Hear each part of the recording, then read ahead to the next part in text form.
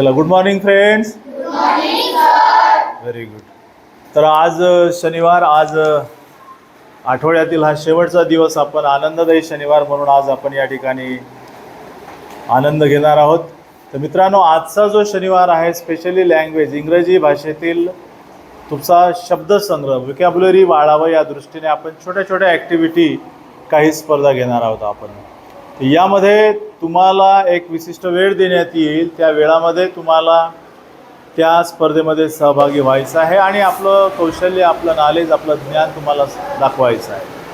तर विशेष म्हणजे आनंददायी उपक्रमामागचा उद्देश आहे की तुम्ही कुठलाही भाषेचं, कुठल्याही विषयाचं शिक्षण घेत असताना जर खेळातून, learn with fun, stress free, तणावरहित जर कुठलीही गोष्ट शिकण्याचा प्रयत्न केले तर ती सहजपणे आपल्याला आत्मसात करता येते.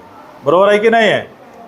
जर तुमचं सहभाग त्या शिकण्यामध्ये नसेल तर फारसं तुमचं लक्ष त्या अभ्यासाकडे राहत नाही. आणि म्हणून स्पेशली आनंददायी शनिवार हा उपक्रम राबवण्यामागचा उद्देश आहे की तुम्हाला त्या विषयाची आवड निर्माण झाली पाहिजे, रुची निर्माण झाली पाहिजे, हसत खेळत शिकले पाहिजे, तुमचा शब्दसंग्रह वाढला पाहिजे आणि तुम्हाला त्या शिकण्यामधून एक आनंद जर मिळत असेल तर सहज गोष्टी तुम्हाला आत्मसात करता येतात. आणि म्हणून आज आपण इंग्रजी विषयाविषयी खास करून जो आपण स्पर्धा या ठिकाणी घेऊ, त्या स्पर्धेमध्ये 3 ॲक्टिव्हिटी आपण घेणार आहोत. पहिली स्पर्धा असेल ती आहे वर्ल्ड चेन.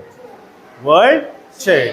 वर्ल्ड चेन म्हणजे एक शब्द तुम्हाला दिला जाईल, त्या शब्दाचा शेवटचा अक्षर पकडून तुम्हाला 2 मिनिटामध्ये, किती मिनिटामध्ये? जास्तीत जास्त शब्द लिहायचे आहेत. तर 2 मिनिटामध्ये ज्यांच्याकडे शब्दाचा संग्रह जास्त असेल तो सहजपणे जास्तीत जास्त लिहिणार. बरोबर आहे की नाही आहे? आणि त्या दृष्टीने तुमचं रायटिंग स्किल वाढेल, शब्दसंग्रह वाढेल, लिहिण्याची गती वाढेल, अक्षरं सुधारतील. हा त्यामागचा एक उद्देश आहे.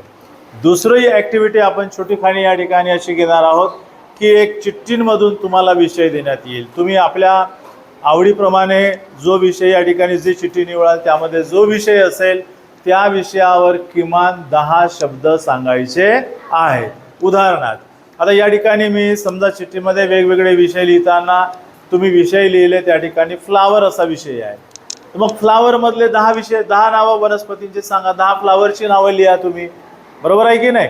तर कमी वेळामध्ये जो जास्तीत जास्त लिहिणार तो त्या ठिकाणी स्पर्धेमधला विजेता ठरेल. समजलं तुम्हाला? आणि तिसरी आहे ॲक्टिव्हिटी लिसनिंग स्किल.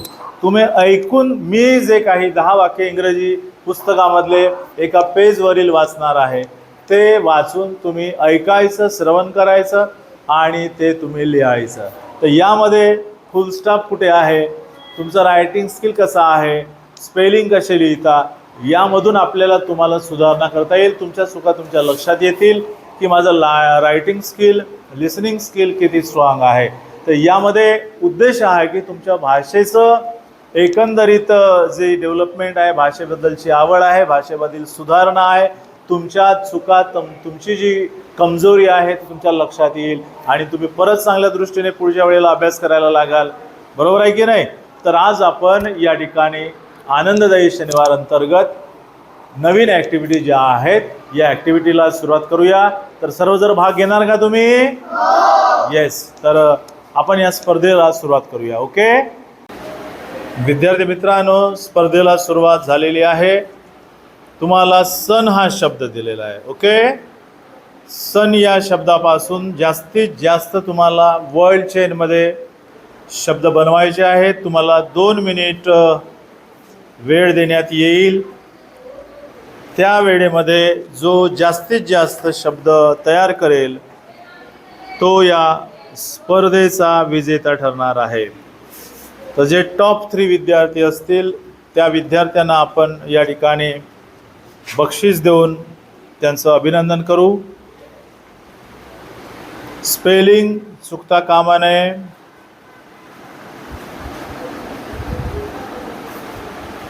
एक मिनिट झालेला आहे.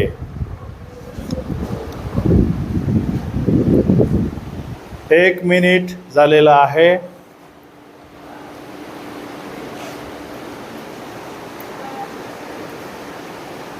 जे जे शब्द तुम्हाला आठवतात त्या शब्दांची चेन तुम्हाला शृंखला बनवायची आहे.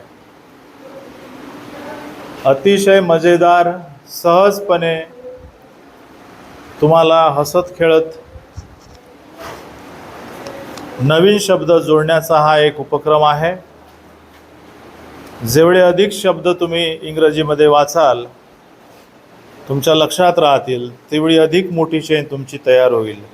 आणि त्यामुळे किमान तुम्हाला नवीन शब्द मिळवण्यासाठी वाचन करावं लागेल, एक आवड निर्माण होईल, वेगवेगळ्या शब्दांचा संग्रह तुम्ही कराल, हा त्यामागचा उद्देश आहे. तर अशा स्पर्धांच्या माध्यमातून तुम्हाला तुमचं स्किल डेव्हलप करता येतो, ज्ञानवृद्धी करता येते, अभ्यासामध्ये तुम्हाला आपली गती वाढवता येते.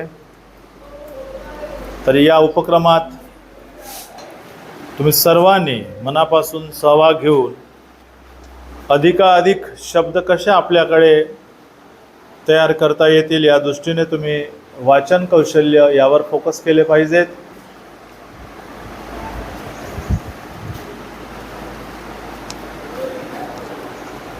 पाच, 4, 3, 2, 1, स्टॉप.